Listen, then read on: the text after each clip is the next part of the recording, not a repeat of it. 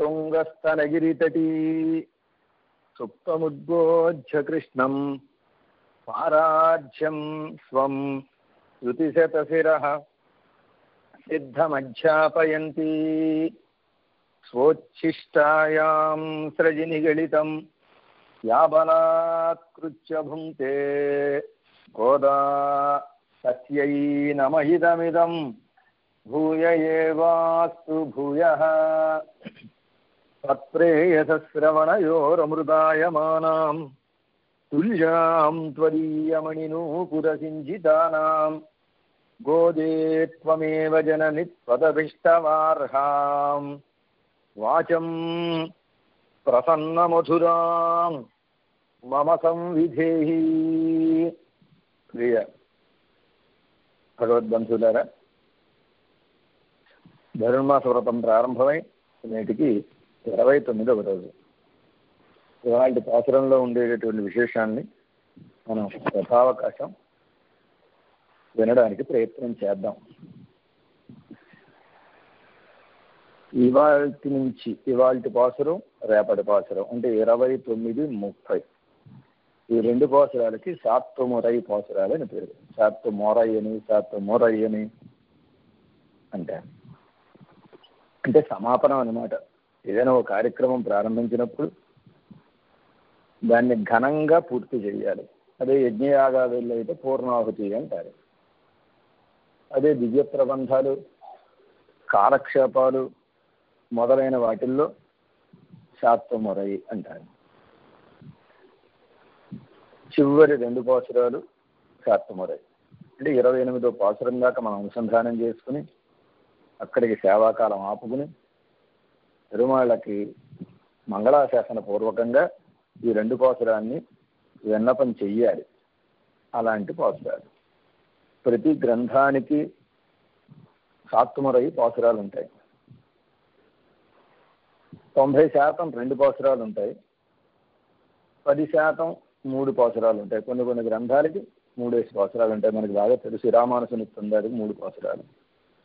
అలాగే పెరిగి తిరుమూజికి కూడా చివరి 3 పాసురాలు. ఇలా కొన్ని గ్రంథాలకి 3 పాసురాలు, ముఖ్యంగా ఈ 2 గ్రంథాలకి 3 పాసురాలు ఉంటాయి. మిగిలినన్ని 2 పాసురాలు ఉంటాయి. ఎక్కడైనా విశేషంగా ఆయా విదేశాల్లో కొన్ని గ్రంథాలకు 3 ఉంటే ఉండొచ్చు, కానీ ఉండదు. ఈ విధంగా ప్రధానమైనటువంటి పాసురాల్లో, శాత్వమురై పాసురాల్లో మొట్టమొదటి పాసురాన్ని మనం ఈరోజు వినబోతున్నాం. రెండవ పాసురాన్ని మనం రేపు వింటాం. అండాడమ్మ వారు తిరుప్పావై ప్రారంభంలోనే మొట్టమొదటి పాసురంలోనే ఓ మాట చెప్పారు. నారాయణనే నమస్తే పరై తరువాన్ అని. నిన్నటి పాసురంలో కూడా పరమాత్మ ఈ గోపికలందరినీ పరీక్ష చేశాడు. ఎవరా మీరు పరై అని ఏదో ఒక మాటను చెబుతూ వస్తున్నారు. మొట్టమొదటి నుంచి పలుమార్లు పరై అని చెప్పారు. ఎత్తై పరహొల్వా అని చెప్పారు. అదే పరై అని నారాయణే నమస్తే పరతరువా అని చెప్పారు. ఈ విధంగా చెప్పినటువంటి ఆ మాట ఏమిటో నాకు అర్థం కావట్లేదు. మీ మనసులో ఉన్నది ఏమిటో నాకు చెబితే కదా నేను మీకు కావలసిన దాన్ని నేను సమకూరుస్తాను. అసలు మీ మనసులో ఉన్న భావాన్ని మీరు ఎందుకు చెప్పట్లేదు? దాన్ని ఎందుకు మీరు ఒక రహస్యంగా పరై అని చెబుతున్నారు? కానీ పరై అంటే వాద్య విశేషం, ఒకనొక డప్పు లాంటిది, ఢంకా అంటారు చూచారా, అలాంటిది. దాన్ని కోరతారని నేను అనుకోవడం లేదు. దాన్ని మీరు చాలా పెరుంపరయే అని 26వ పాసురంలో అడిగేశారు, ఇచ్చేశాను. అది తీసుకున్న తర్వాత కూడా ఇంకా మీరు పరై అని అంటున్నారంటే మీరు కోరేటటువంటి దాంట్లో ఏదో ఒక మర్మం ఉంది, ఏదో ఒక రహస్యం ఉంది, ఏదో ఒక వైభవం ఉంది. అదేమిటో నాకు చెప్పండి అర్రా అని అన్నారు. అసలు పరమాత్మకి తెలియనటువంటి రహస్యాలు, పరమాత్మకి తెలియనటువంటి మర్మాలు, పరమాత్మకి తెలియనటువంటి విశేషాలు ఏమైనా ఉంటాయా? బ్రహ్మకి వేదాన్ని అందించినటువంటి మహానుభావుడే కురవొండ్రుమిల్లాద ఆయన அறிவொன்றுமில்லாத వీళ్ళు, அறிవొండ్రుమిల్లాద జ్ఞానం కొంచెం కూడా లేనటువంటి ఈ గోపికల మనసులో ఉండే విషయాన్ని పరిపూర్ణమైన జ్ఞానం కలిగినటువంటి కొరత లేని జ్ఞానం కలిగిన సర్వేశ్వరుడు తెలియదా నమ్మాళ్ళు వాళ్ళు అంటారు మగుంగాద జ్ఞానమే అని పరమాత్మకి పేరు పెట్టారు. మగుంగాద జ్ఞానమే. మగుంగాద జ్ఞానం అంటే మొక్కవోనటువంటి జ్ఞానం కలిగినటువంటి వాడు. ఇప్పుడు మొక్కపోయే జ్ఞానం మొక్కపోని జ్ఞానం అని రెండు రకాలుగా ఉంటాయా అంటే మన జ్ఞానం ఎలాంటిదంటే మనకి జ్ఞానం ఉంటుంది కానీ అవసరానికి ఉపయోగపడదు. అవసరమైనప్పుడు అది జ్ఞప్తికి రాకపోవచ్చు, జ్ఞాపకానికి రాకపోవచ్చు. కానీ పరమాత్మ యొక్క జ్ఞానం ఒకానొకప్పుడు ప్రకాశించి ఒకానొకప్పుడు సంకోచింపబడి ఒకానప్పుడు బాగా తెలిసి ఒకానప్పుడు బాగా తెలియని జ్ఞానం కాదు. ప్రవచనం చేస్తే ఒకప్పుడు అద్భుతంగా ప్రవచనం చేస్తారు, ఒక్కొక్కప్పుడు ఏం చెబుతున్నారో చెప్పేవారికి తెలియదు, ఏం చెప్పారో విన్నవారికి తెలియకుండా ఉంటుంది. అలా కాక ఎప్పుడూ ఏకరీతిగా ప్రసరించేటటువంటి ఒకానొక జ్ఞానం కలిగినటువంటి మహానుభావుడు సర్వేశ్వరుడు. అలాంటి మొక్కవోని జ్ఞానం కలిగిన పరమాత్మకి తెలియని విషయాలు ఏమైనా ఉంటాయో వీళ్ళ మనసు తెలుసుకోవడం ఆయనకి కష్టమా? కాదు కదా. అయినప్పటికీ ఆయన వీళ్ళ మనసులో ఉండేటటువంటి విషయం పరిపూర్ణంగా తెలిసినప్పటికీ వీరి మనసులో ఉన్న విషయం ఏదో తనకి తెలియని వాడి వలే అది వీళ్ళు చెబితేనే తనకు తెలుస్తుంది అన్నట్టుగా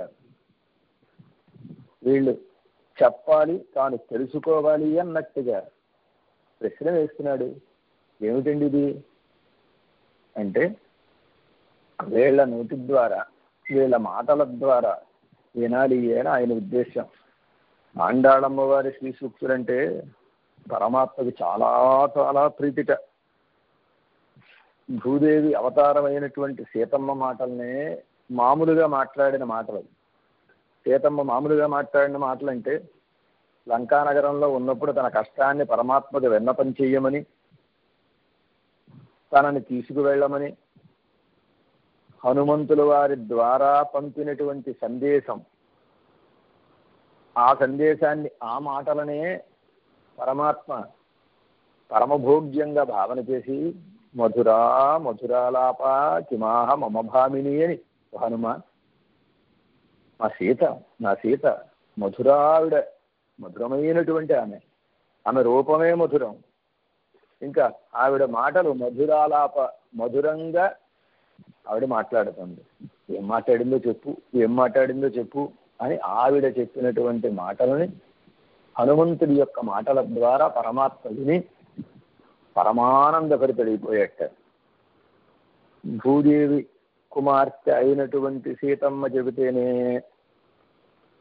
ఇంకా ఆనందపడిపోయాడంటే సాక్షాత్తు భూదేవే కదా.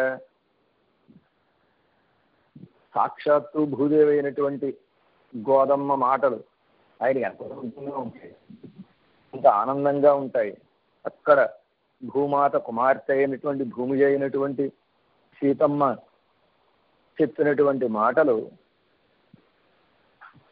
తనని ఆ సంసారంలోంచి తొలగించమని, ఆ రావణాసురుడి యొక్క బాధ నుంచి చెర నుంచి తన్ని విడిపించమని ఆవిడ చెబితేనే అంత ఇదైపోతే ఆండాళమ్మవారు భగవత్ తత్వాన్ని అద్భుతమైనటువంటి రీతిలో స్వామికి చేసేటటువంటి కైంకర్యం ఎలా చేయాలి అని ఆ కైంకర్య తత్వాన్ని, కైంకర్య లక్ష్యాన్ని, కైంకర్య స్వరూపాన్ని చెబితే పరమాత్మ వినకుండా ఉంటాడా? ఆనందంగా ఉండకుండా ఉంటుందా? అందుకే పరమాత్మకి పండగలా ఉందిట. ఈ చివరి పోసరాలు రెండు పరమాత్మకి పండగ, మనకి కాదు. మనకి ఎలాగూ పండగే, ఆయనకి పండగ అయితే మనకి పండగే. మన పండగగా కాకుండా ఆయన పండగగా ఈ రెండు పోసరాల్ని మనం చూడాలి అని చెబుతున్నారు. ఆండాళమ్మ వారు అద్భుతమైనటువంటి పద్ధతిలో పెరుమాళ్ళ కైంకర్యం ఎలా చేయాలి, పెరుమాళ్ళని కైంకర్యాన్ని తమకు కటాక్షించమని ఏ విధంగా ప్రార్థన చెయ్యాలి అనేటటువంటి అద్భుతమైనటువంటి విషయాన్ని ఇవాల్టి పాసురంలో చాలా ఆశ్చర్యకరమైనటువంటి రీతిలో పరమభోగ్యంగా అద్భుతంగా తెలియజేస్తున్నారు. ఈ పాసురానికి ఏమని పేరంటే ప్రాప్య నిష్కర్ష పాసురం అని పేరు. నిన్నటి పాసురంలో మనకు ఉండవలసినటువంటి అనన్య ఉపాయత్వం అనేటటువంటి ఒకనొక లక్షణాన్ని చెప్పారు. అనన్య ఉపాయత్వం అంటే పరమాత్మని పొందడానికి ఉపాయము తప్ప వేరొక ఉపాయము పరమాత్మని పొందించదు అనేటటువంటి ఒకనొక విషయాన్ని, స్వామి నువ్వేనయ్యా మాకు పుణ్యానివి, నువ్వేనయ్యా మాకు ఉపాయానివి అని సాక్షాదుపాయం పరమాత్మే అని పరమాత్మ యొక్క వైభవాన్ని, అనన్య ఉపాయత్వం అనేటటువంటి జీవుడి యొక్క లక్షణాన్ని నిన్నటి పాసురంలో తెలియజేశారు. ఇవాళ పాసురంలో ఏం చెబుతున్నారంటే అనన్య ఉపేయత్వాన్ని చెబుతున్నారు. అనన్య ఉపేయత్వం అంటే ఎవరిని మనం పొందాలి, ఆ పొందవలసిన స్వామి ఎవరు అనేటటువంటి విషయాన్ని ఇవాళ పాసురంలో చెబుతున్నారు. దీనికే ప్రాప్యము అని, ఉపేయము అని, సాధ్యము అని పేర్లు ఏవైనా మనం పొందవలసినటువంటి వాడు పరమాత్మే. మనం కోరవలసిన ఫలం, మనం పొందవలసినటువంటి ఫలం పరమాత్మ యొక్క సేవయే అని ఆ పరమాత్మ యొక్క సేవని ఎలా ప్రార్థన చేయాలో దాన్ని ఇవాల్టి పాసురం ద్వారా ఒక అద్భుతమైన రీతిలో ఆండాళమ్మ వారు చెబుతున్నారు. దీనికి ప్రాప్య నిష్కర్ష అని ముందుగానే నేను మనవి చేశాను. ఆ ప్రాప్య నిష్కర్షని చేస్తున్నారు అన్నారు. నమ్మాళ్ళ వాళ్ళు కూడా ప్రాప్య నిష్కర్షణ చేశారు. అయితే నమ్మాళ్ళ వాళ్ళు చేసిన దానికి ఆండాళమ్మ వారు చేసిన దానికి చాలా తేడా ఉంది అన్నారు. నమ్మాళ్ళ వాళ్ళు ఎమ్మా వీట్టు అని ఒక దశకం, తిరువాయిముడిలో 2వ పత్తులో 9వ దశకం, ఎమ్మా వీట్టు తిరముంచప్పం ఎమ్మా వీడు అని ఆ దశకానికి పేరు. నేను సెమ్మా పాదుకర్పు తలై సేర్తి అని ఆ దశకంలో నమ్మాళ్ళ వాళ్ళు ప్రాప్యాన్ని నిష్కర్ష చేశారు. ప్రాప్య నిష్కర్ష అంటే ఏం లేదు, ఏది మన చేత పొందదగినదో దాన్ని స్పష్టంగా చెప్పడం, నిష్కర్షగా చెప్పడం. అలా ప్రాప్య నిష్కర్షని నమ్మాళ్ళ వాళ్ళు ఎమ్మావీడు అనేటటువంటి దశకంలో చేశారు. అలా ప్రాప్య నిష్కర్ష చేసి అంటే మనం పొందవలసినది ఏది అనే దాన్ని చాలా అద్భుతంగా చెప్పారు. స్వామి ఎమ్మావీట్టు తిరముం చెప్పం, స్వామి వీడు మా వీడు ఎమ్మా వీడు అని 3 అర్థాలు చెప్పారు దానికి. ఎమ్మావీట్టు తిరముం చెప్పం అంటే పరమపదం గురించి మేము మాట్లాడమయ్యా, కైవల్యం గురించి మాట్లాడమయ్యా,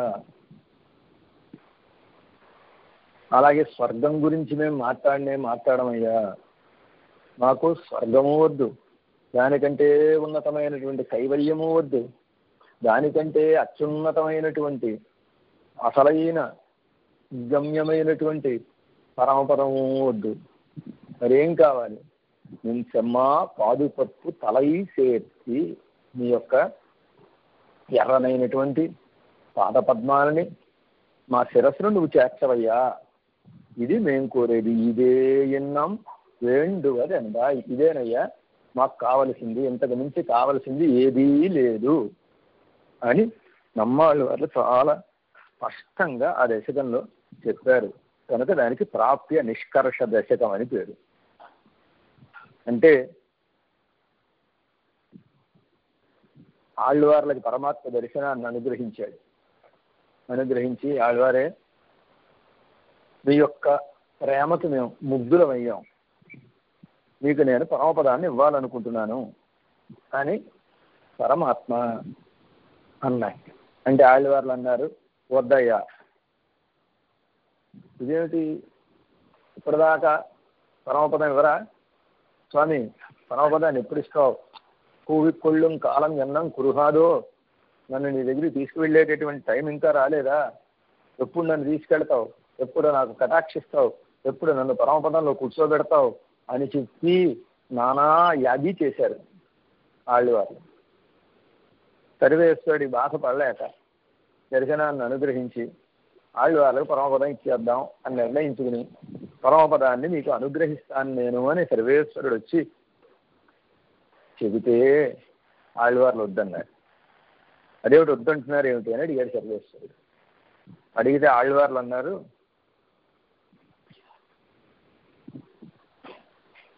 స్వామి, నువ్వు పరమపదాన్ని ఎందుకు ఇస్తున్నావు?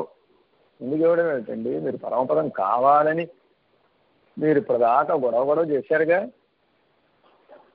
మీరు గొడవ చేసిన తర్వాత పరమపదాన్ని ఇవ్వకపోతే ఎలాగా అన్నారట ఆళ్ళవార్లు.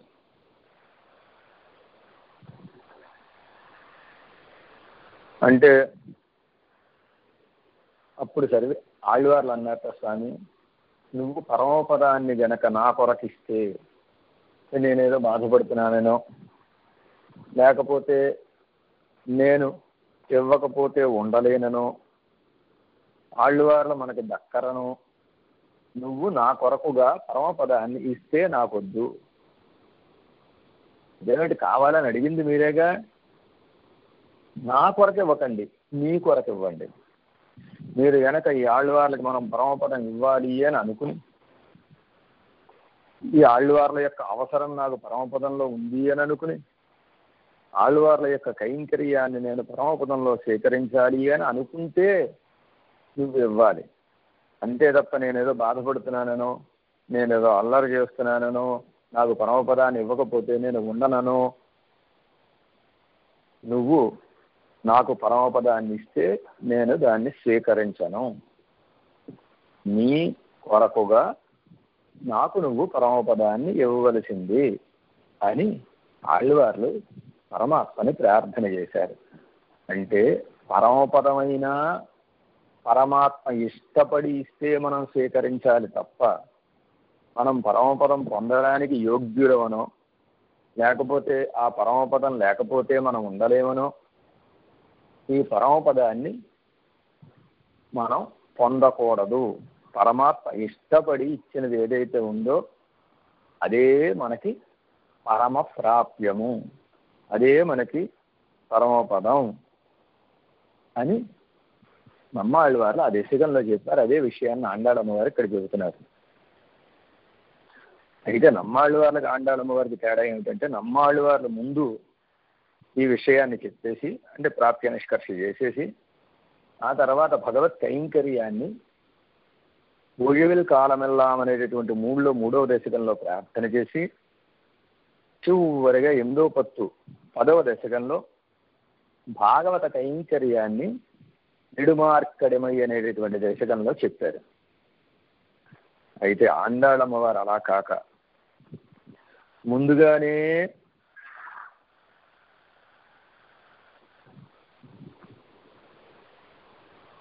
భాగవత కైంకర్యంలో ప్రవేశించి భాగవత కైంకర్యాన్ని ముందుగా ప్రార్థన చేసింది. నీరాడ పోదువీరని ఎల్లారం పోందారో, అందరూ ఏం చేశారా? స్నానం చేయడానికి వచ్చేవాళ్ళు, మార్గశేష స్నానానికి వచ్చేవారు ఏం చెయ్యండి అని 10 మంది భాగవతోత్తములను నిద్రలేపి ఆ భాగవతోత్తములకి ముందుగా సేవ చేసింది. అలా భాగవత కైంకర్యాన్ని ముందు చేశాను. నమ్మాళ్ళు వారు చివర భాగవత కైంకర్యం చేశారు. కానీ ఆండాళమ్మవారు ముందుగానే భాగవత కైంకర్యం చేసి ఆ భాగవత కైంకర్యం చేసిన తర్వాత ఆ భాగవత కైంకర్యం బాగా స్థిరంగా నిలబడడం కోసం ఈ పెరుమాళ్ళ యొక్క కైంకర్యాన్ని ఏ విధంగా చేయాలో ప్రాప్య నిష్కర్ష ఇవాళ పాసురంలో చేస్తున్నారు. ఏమిటండి దీనికి దానికి తేడా అంటే, భాగవత కైంకర్యానికి చరమపర్వం అని పేరు. ఈ చర్మపర్వంలో నమ్మాళ్ళు వాళ్ళు చివర ప్రవేశించారు. కానీ ఆండాళమ్మవారు మొట్టమొదటే చర్మపర్వంలోకి ప్రవేశించి అక్కడి నుంచి ప్రథమ పర్వానికి వచ్చింది. ఏమిటి తేడా అంటే, మెట్లు ఎక్కే దశలో ఉన్నవారేమో నమ్మాళ్ళు వారు, మెట్లు ఎక్కేసి దిగే దశలో ఉన్నామేమో ఆండాళమ్మవారు.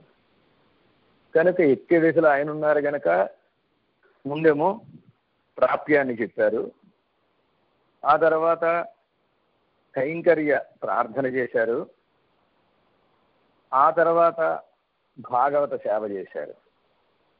కానీ ఆండాళమ్మవారు అలా కాక ముందు భాగవత సేవ చేసింది, ఆ తర్వాత కైంకర్య ప్రార్థన ప్రాప్య నిష్కర్షని ఇవాళ పాసురంలో చేస్తోంది. ఇది తేడా అని అలాంటి ఒకనొక అద్భుతమైనటువంటి పురుషార్థాన్ని ఆండాళమ్మవారు ఈ పాసురం ద్వారా తెలియజేస్తున్నారు. ప్రతివారు ఒకటి కోరుకుంటారు. ఏమిటి కోరుకుంటారంటే భగవత్ కైంకర్యాన్ని కోరుకుంటారు. మోక్షం అంటే శరీరం వదులుట అని, వైకుంఠానికి చేరుట అని చెబుతారు. కానీ వైకుంఠానికి చేరుట ముఖ్యం కాదు, వైకుంఠంలో పరమాత్మ యొక్క సేవలో చేరుట ముఖ్యం. ఇది ప్రధానమైనటువంటి పురుషార్థం. వైకుంఠానికి వెళ్ళడం అంటే వైకుంఠంలో కూర్చుని హాయిగా ప్రశాంతంగా అక్కడ నిద్రపోవడం అని అర్థం కాదు. పరమపదానికి వెళితే అక్కడ ఊణుము ఇల్లై ఉరక్కము ఇల్లై అని అక్కడేమి ఆహారానికి అవకాశం ఉండదు, నిద్రకి అవకాశం ఉండదు. ఎందుకు ఉండదంటే అక్కడ ఆహారం ఉండదు, నిద్ర ఉండదు, అవసరమే ఉండదు. అక్కడ పరమాత్మ యొక్క దివ్యమంగళ విగ్రహ సేవనమే ఆహారం, మంచినీరు, ఆయన కైంకర్యమే వీడికి జీవనాధారం, జీవనం. అందుకు పరమపదానికి వెళ్ళిన తర్వాత మనం చేసే పని ఏమిటి అంటే ఆ స్వామికి కైంకర్యం చేయడం. ఆ కైంకర్యం ఎక్కడే లభించింది అనుకోండి, పరమపదానికి వెళ్ళవలసిన అవసరం ఏముంది? ఇంకా పరమపదానికి వెళ్ళిన ఆ పరమపదంలో చేసేటటువంటి అద్భుతమైన కైంకర్యం ఏదైతే ఉందో అది మనకి ఎక్కడే లభిస్తే ఇక పరమపదంతో పని ఉండడం. ఆండాళమ్మవారు ఆ విషయాన్ని, స్వామి నువ్వు పరమపదంలో ఉంచినా ఇబ్బంది లేదు, సంసారంలో ఉంచినా ఇబ్బంది లేదు, నీ ఇష్టం. కానీ నువ్వు మాత్రం మాకు ప్రసాదించవలసింది ఏమిటి అంటే నీ యొక్క సేవని మాకు ప్రసాదించు, నీ యొక్క కైంకర్యాన్ని మాకు ప్రసాదించు అని ఆండాళమ్మవారి పాసురం ద్వారా ప్రార్థన చేస్తున్నారు. ఏమంటే కైంకర్యం కైంకర్యం అని మాటి మాటికి అంటూ ఉంటారు మన పెద్దలు. ఏమిటి కైంకర్యం అంటే ఏమిటి?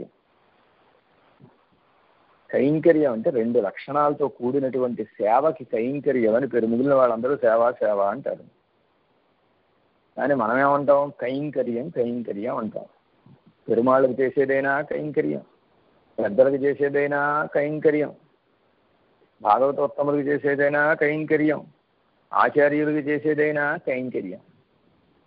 ఏమిటి కైంకర్యం అంటే అర్థం? అంటే రెండు లక్షణాలు ఉండాలి అని చెప్పారు. మనం చేసే సేవకి రెండు లక్షణాలు ఉండాలి. ఏమిటా రెండు లక్షణాలు అంటేట, సేవ అయిపోయిన వెంటనే ఏదైనా ఒక కైంకర్యం చేస్తున్నాం తిరుమలకి, అర్చన చేశాం, అయిపోయింది, అర్చన అయిపోయింది, అయిపోయిన వెంటనే స్వామి బాయ్ బాయ్ వెళ్ళొస్తానయ్యా అర్చన చేసేసాను అని అనకూడదు. స్వామి ఇంకా ఏం సేవ చేయమంటావు, ఇంకా ఏం సేవ చేయమంటావు, ఇంకా ఏం సేవ చేయమంటావు అని అడగాలిట. సేవ అయిపోయింది, ఇంకా నేను విశ్రాంతి తీసుకుంటాను, ఇంకా నేను నిష్క్రమిస్తాను, చేసింది పూటకి చాలు అనేటటువంటి భావన కలిగితే అది కైంకర్యం కాదు. ఇంకా ఏం సేవ, ఇంకా ఏం సేవ, ఇంకా ఏం సేవ అని ఇది యావదాత్మభావిగా ఉండాలి. నాకించిత్ కుర్వత శేషత్వం అని. సేవ లేకపోతే శేషత్వం ఉండదు, శేషత్వం లేకపోతే స్వరూపమే ఉండదు. అందుకు పరమాత్మ యొక్క సేవ అవిచ్ఛిన్నముగా చేయవలెను అనేటటువంటి ఒకానొక ఆశతోటి చేసేటటువంటి సేవకి కైంకర్యం అని పేరు. ఇది ఒక లక్షణం. రెండవ లక్షణం ఏమిటంటే, మనం ఏదైనా పని ఎవరైనా అప్పచెప్తే చేస్తాం, కానీ ఎలా చేస్తాం? ఎందుకు వచ్చిన బాధరా, ఇది అనవసరంగా బుక్ అయిపోయాను రా మనం ఈయనకి, మన ఈయన చాలా బాధ పెట్టేస్తున్నాడు రా అని చేస్తాం. అలా చేసేటటువంటి సేవని లోకంలో ఏమంటారంటే పట్ట తగలేయడం అంటారు. పట్ట తగలేయడం అంటే పని చెప్పి ఏదో రకంగా చేసేసి అక్కడ పడేసి వెళ్ళిపోవడం అన్నమాట. కానీ తిరుమల విషయంలో మనం చేసే సేవ ఎలా ఉండాలంటే ప్రీతిపూర్వకంగా ఉండాలి. మనం చేసే సేవ ప్రీతిపూర్వకమైనదా కాదా అనేది ఎలా తెలుస్తుంది అంటే, భగవంతుడి ముఖంలో వికాసం కలిగేటట్టుగా మనం సేవ చేయాలి. భగవన్ముఖోల్లాసం కోసం చేసేటటువంటి సేవ ఏదైతే ఉందో దానికి కైంకర్యం అని పేరు. పరమాత్మ అబ్బాయి ఎంత బాగా చేసేవరా నాయన, ఎంత అద్భుతంగా చేసేవరా నాయన అని పరమాత్మ ప్రశంసించేటట్టుగా సేవ చేస్తే దానికి కైంకర్యం అని పేరు. ఇలాంటి రెండు లక్షణాలు కలిగినటువంటి దానికి కైంకర్యం అని. అలాంటి కైంకర్యాన్ని ఇవాళ పాసురం ద్వారా ఈ ఆండాళమ్మ వారు ప్రార్థన చేస్తున్నారు చాలా అద్భుతమైనటువంటి రీతిలో. అందులో ఉండేటటువంటి విశేషాన్ని మనం విందాం. వినడానికి ముందు పాసురాన్ని ఒక్కసారి అనుసంధానం చేసుకుందాం.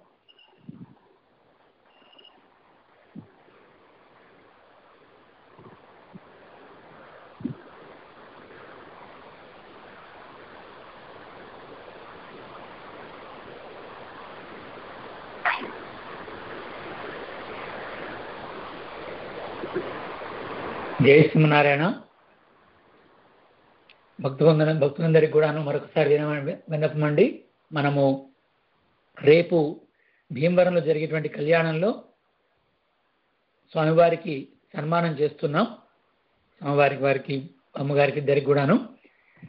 అందరూ మీరు తోచినంతగా ఆచార సంభవాన్ని పంపించడానికి మెసేజ్ ఇచ్చాము. ఒకవేళ మీకు ఆ మెసేజ్ అందలేదు అనుకుంటే ప్రవచనం.com వెళ్ళి అక్కడ కూడా డైరెక్ట్గా మీరు పంపించవచ్చు. పేపాల్ ద్వారా, గూగుల్ పే ద్వారా కానీ, పేటిఎం ద్వారా కానీ ఏ రకంగా సరే మీరు పంపించవచ్చు. మీకు తోచినంతగా మీరు స్వామివారికి ఆచార్యులకు సంభావనగా ఎంత ఇవ్వాలనుకున్నారో అది మీరు ఇవ్వండి. ఎవరికి కూడా బలవంతం లేదు, జస్ట్ విషయం చెప్దామని. ఇందులో భావించకండి. జై శ్రీమన్నారాయణ, జయ రామానుజ. మరి ప్రారంభించండి.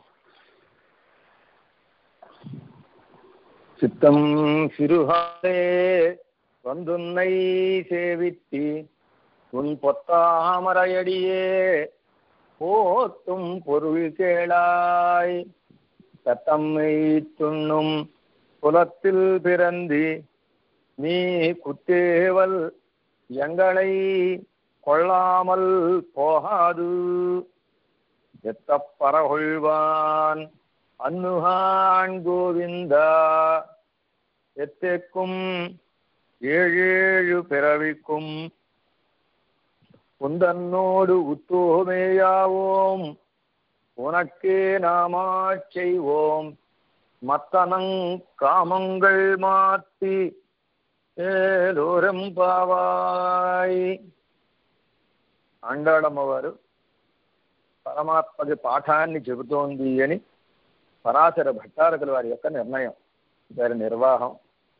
పరాశర భట్టారకుల వారు నీళాతుంగ అనేటటువంటి తనియం ద్వారా ఆండాళమ్మవారు పరమాత్మకి ఉపనిషత్ సారంగా ఉండేటటువంటి విషయాన్ని, పరమాత్మ యొక్క స్వామిత్వాన్ని, జీవుల యొక్క స్వత్వాన్ని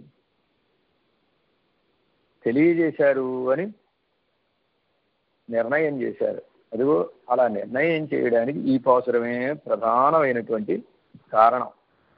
పాసురంలో స్వామికి ఆండాళమ్మవారు పాఠం చెబుతున్నారు, విన్నపం చేస్తున్నారు అనుకోండి, పాఠం చెబుతున్నారు అనుకోండి, పాఠం చెబుతున్నారనే అనుకోవాలి.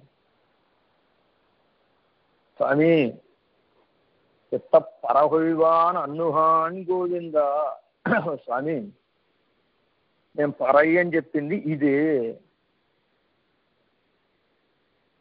మేము పరయ్య అని చెప్పింది అని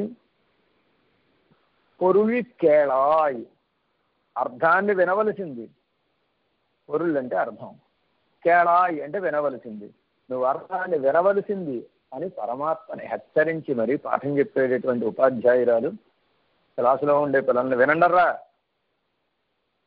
శ్రద్ధగా వినండి, జాగ్రత్తగా వినండి, బాగా వినండి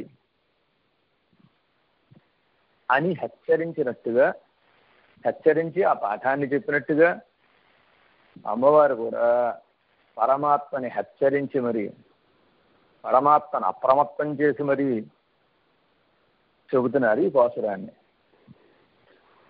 చిత్తం సిరుహాలే వందున్నై సేవిత్తి உன் பொத்தாமரையடியே போத்தும் பொருள் கேளாய் சித்தம் సిరుహాలే వందు, బ్రాహ్మీ ముహూర్తంలోనే వచ్చి ఉన్నై సేవిత్తి నిన్ను సేవించి, ఉన్ పొత్తామరయడియే పోత్తుం పొరుల్ నీ యొక్క పొత్తామరై అంటే బంగారు పాదపద్మాలు ఏవైతే ఉన్నాయో ఆ పాదపద్మాలని, పోత్తుం ఆ పాదాలని మంగళాశాసనం చేసినటువంటి పొరుల్ అర్థాన్ని ఎందుకు చేశామో ఆ అర్థాన్ని చెబుతున్నాం. కేళాయి వినవలసింది అంటున్నారు. అని తెల్లవారగట్లే వచ్చాం మేము అని చెబుతున్నారు. ఈ గోపికలు ఉదయాన్నే నిద్రలేచి బ్రాహ్మీ ముహూర్తంలో నిద్రలేచి గోపికలను అందరినీ నిద్రలేపుకుని పరమాత్మ సన్నిధికి విచ్చేశారు. అలా తెల్లవారగట్లే బ్రాహ్మీ ముహూర్తంలోనే నిద్రలేచి నీ సన్నిధికి మేము ఎందుకు వచ్చామో ఆ అర్థాన్ని మేము చెబుతున్నాం వినవయ్యా, వచ్చి నిన్ను ఎందుకు సేవించామో చెబుతున్నాం వినవయ్యా అని చెబుతున్నారు. కాలం 3 రకాలుగా ఉంటుంది అని చెబుతున్నారు. కాలై, సిరుహాలై, చిత్తం సిరుహాలై అని 3 రకాలుగా విభజన చేశారు మన పెద్దలు. కాలై అంటే తామసులుగా ఉండేటటువంటి వారు, తమోగుణంతో కూడినటువంటి వారు రాత్రి ఆలస్యంగా ఆ పనులు ఈ పనులు చేసి తమోగుణాన్ని ప్రకోపిస్తే ఆ తమోగుణానికి సంబంధించినటువంటి పనులలో మునిగి తేలి రాత్రిప్పుడు ఆలస్యంగా నిద్రపోయి 8 గంటలు ఆ టైంకి 7 గంటలు 8 గంటలు ఆ టైంకి లేస్తారట. అలాగ లేచేటటువంటి కాలానికి కాలై అని పేరు. సిరుహాలై అంటే ఏమిటంటే మునులు యోగులు లేచేటటువంటి సమయం. మునివరహడం యోగిహడం మెళ్ళ ఎడుందు అని ఆండాళమ్మగారు చెప్పారు కదా 6వ పాసురంలో. అలాంటి మునులు యోగులు తమ కర్మానుష్ఠానానికి సమయం అయిపోతుంది అని ఆ కర్మానుష్ఠానం కోసంగా నిద్రలేచేటటువంటి సమయం ఏదైతే ఉందో అది సిరుహాలై. అలాగే గొల్లలు పెరుగు చిలకడం కోసం నిద్రలేచేటటువంటి కాలం సిరుహాలై అని. చిత్తం సిరుహాలే అంటే ఏమిటంటే సాత్వికులుగా ఉండేటటువంటి వారు. సాత్వికులుగా ఉండేవారు పరమాత్మకు మనం సేవ చేయాలి అని భగవత్ కైంకర్యం కోసం నిద్రలేచేటటువంటి కాలానికి సిరుహాలై అని పేరు పెట్టారు. కాలై, సిరుహాలై, చిత్తం సిరుహాలై బాగా తెల్లవారకట్ల అని మాట. కాలై అంటే ఓ తెల్లవారకట్ల, అదే సిరుహాలై అంటే ఓ తెల్లారకట్ల. కాలై అంటే తెల్లారిపోయిన తర్వాత ఎండెక్కిన తర్వాత అని అర్థం. కాలై అంటే ఎండెక్కిన తర్వాత, సిరుహాలై అంటే ఓ మాదిరి తెల్లవారకట్ల అని అర్థం. చిత్తం సిరుహాలే అంటే బాగా తెల్లవారకట్ల అని అర్థం. దీన్ని బట్టి ఎత్తులకు ఉండేటటువంటి దశల్ని చెబుతున్నారు. కాలై అంటే అజ్ఞాన దశలో ఉండేటటువంటి వాళ్ళు, అజ్ఞాన దశలో ఉండేటటువంటి వాళ్ళు ఎవరైతే ఉంటారో వాళ్ళు ఉండేటటువంటి స్థితిని, వాళ్ళ అజ్ఞాన దశని కాలై అని చెబుతున్నారు. అజ్ఞానం అంటే చీకటి. తెలియకపోవడమేగా చీకటి ఎలా అయితే వస్తు దర్శనం చెయ్యదో, అంటే చీకటి సమయంలో మన ఎదురుకుండా ఉన్న వస్తువే మనకి కనపడదు. ఎలా అయితే చీకటి మనకి వస్తు దర్శనం కాకుండా ఎదురుకుండా ఉన్న వస్తువు కూడా కనపడకుండా చేస్తోందో, అలాగే అజ్ఞానము మన ఎదురుకుండా, మన కళ్ళెదుట, మన లోపల, మన చుట్టుపక్కల అంతటా వ్యాపించి ఉండేటటువంటి పరమాత్మ తత్వాన్ని గ్రహించకుండా చేస్తుంది. పరమాత్మ ఎదురు చూడల్ పుక్కు అని పరమాత్మ మన అందరి కోసం అన్నిటి ఎందుకు వ్యాపించి ఉన్నాడు. అన్నిటి ఎందుకు వ్యాపించి ఉన్నాడు ఆయన కోసం కాదు. ఎందుకోసం అంటే మన కోసంట. ఒక దొంగను పట్టుకోవాలనుకున్నప్పుడు ఎలా అయితే బోర్డర్స్ అన్నీ కవర్ చేసి, ఎలా అయితే బోర్డర్స్ అన్నీ చుట్టుముట్టి ఆ వ్యక్తిని చుట్టుముట్టి పట్టుకోవాలనుకుంటారో, అలాగే సంసారంలో పడి ఉండేటటువంటి ఈ జీవుణ్ణి పట్టుకోవడం కోసం పరమాత్మ కూడా చేతనాచేతనములు అన్నింటిలో వ్యాపించి ఉండి, అలా లోపల వ్యాపించి ఉండి, బయట వ్యాపించి ఉండి, రెండు రకాలుగా వ్యాపించి ఉండి మనని పట్టుకోవడానికి పాప అనాది కాలంగా ప్రయత్నం చేస్తూనే ఉన్నాడు. అలా ఆయన మన ఎదురుకుండా ఉండి, మన లోపల ఉండి ప్రయత్నం చేస్తున్నా ఆయనకి మనం దొరకకుండా ఉండేటటువంటి దశకి అజ్ఞాన దశ అని పేరు. దాన్ని ఇక్కడ ఆండాళమ్మ వారు కాలై అని చెబుతున్నారు. నేను అజ్ఞాన దశలో ఉండేటటువంటి వాళ్ళము కాము అని అర్థం. కాలై అంటే సిరుహాలై అన్నారు. సిరుహాలై అంటే కర్మానుష్ఠానం చేసేటటువంటి వాళ్ళు లేచేటటువంటి కాలం. ఆరైపోతే సంధ్యావందనం చెయ్యాలి అని గబగబా 5:30కే లేచి, లేదా 5 గంటలకే లేచి, ఆ 5 గంటలకి చక్కగా స్నానం చేసుకుని ఊర్ధ్వపుండ్రాలు ధరించి, వస్త్రాలు ధరించి, ఆ సమయానికి రెడీ అయిపోయి 6 గంటలకల్లా సంధ్యావందనం చెయ్యాలి అనేటటువంటి ఆయా కాలాల్లో చేయవలసినటువంటి నిత్యకర్మలు, నైమిత్తిక కర్మలు చేయడం కోసంగా లేచేటటువంటి కాలానికి ఏమని పేరు? సిరుహాలై అని పేరు. అంటే ఈ కాలం జ్ఞానదశ. జ్ఞానదశ అంటే పరమాత్మ శాస్త్రాన్ని ఇచ్చాడు గనక పరమాత్మ ఇచ్చినటువంటి శాస్త్రాలలో ఉండేటటువంటి పద్ధతిలో మనం ప్రవర్తించాలి. అలా ప్రవర్తిస్తే పరమాత్మకు ఆనందం కలుగుతుంది అనే విషయాన్ని తెలుసుకుని పరమాత్మ ఇచ్చిన శాస్త్రాలని చదువుకుని ఆ పరమాత్మ ఇచ్చిన శాస్త్రాల్లో ఉండేటటువంటి ఆచరణని తెలుసుకుని ఆ ఆచరణ మానకుండా చేసేటటువంటి వాళ్ళ దశ ఏమిటంటే సిరుహాలై. ఇది జ్ఞానదశ. చిత్తం సిరుహాలై అంటే ఏమిటంటే ప్రేమదశ.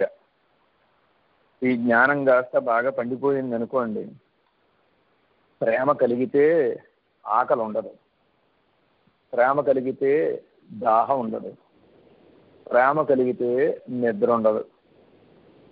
లోకంలో ప్రేమ కలిగిన వాళ్ళు నాకు ఆకలి లేదు, దాహం లేదు, నిద్ర లేదని పాటలు పాడుకుంటూ ఉండడం మనం చూస్తూనే ఉన్నాం కదా.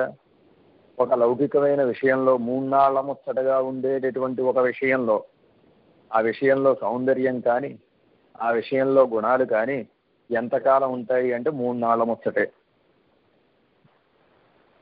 అలాంటి 3 నాళ్ల ముచ్చటైనటువంటి విషయంలోనే ప్రేమ కలిగితే మనం పట్టుకోలేనంతగా బాధపడిపోతున్నామే.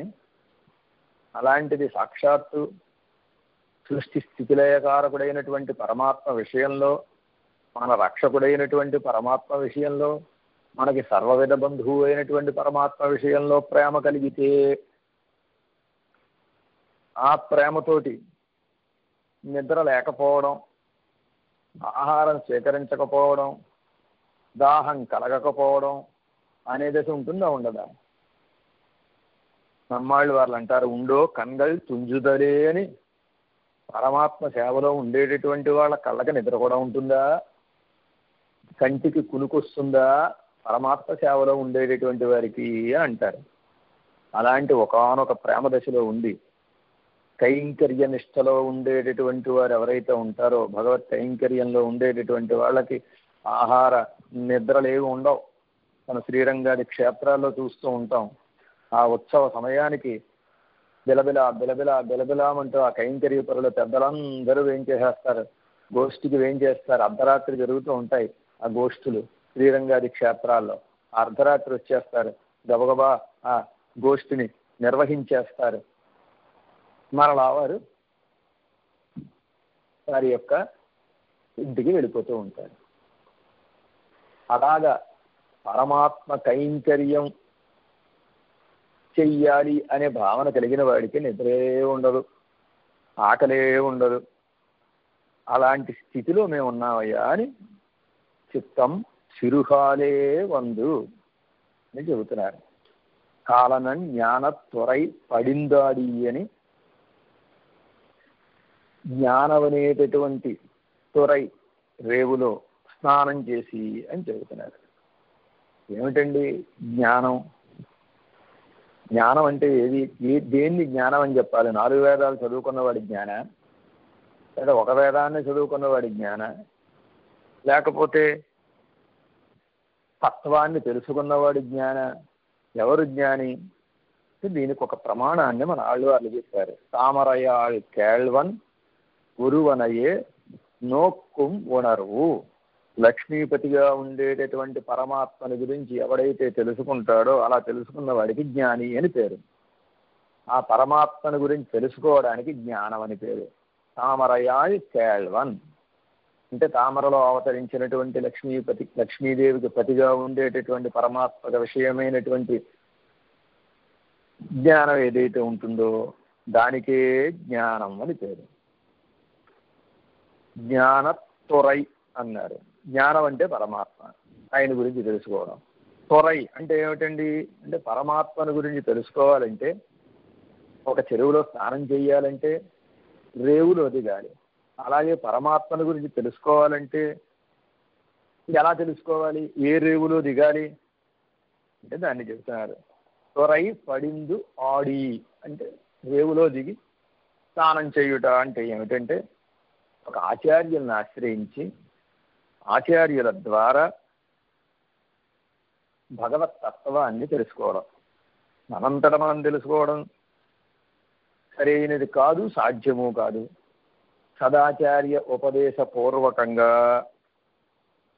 భగవత్తత్వాన్ని తెలుసుకొని ఆ పరమాత్మని పిరాట్టు పురుషకారంతో ఆశ్రయించి భాగవతోత్తములతో కలిసి సేవించేటటువంటి స్థితి ఏదైతే ఉందో ఆ స్థితిని ఇక్కడ ఆండాళమ్మవారు చెబుతున్నారు. కాళయ్యని, సిరుహాలయ్యని, చిత్తం సిరుహాలయ్యని. కాళయ్య అంటే పరమాత్మని తమంతట తాముగా సేవించాలి అని అనుకునేటటువంటి వారు దశ కాళయ్య అని.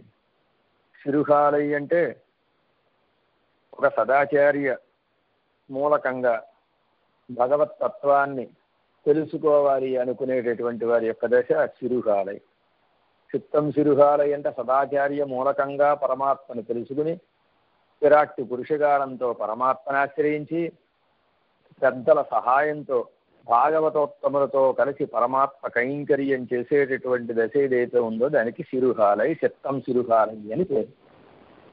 అలాంటి ఒకానొక దశలో మేము నీ దగ్గరికి వచ్చామయ్యా అని ఆండాళమ్మ వారి వాళ్ళ పాసురంలో చెబుతున్నారు. తమ యొక్క యోగ్యతని చెబుతున్నారనమాట.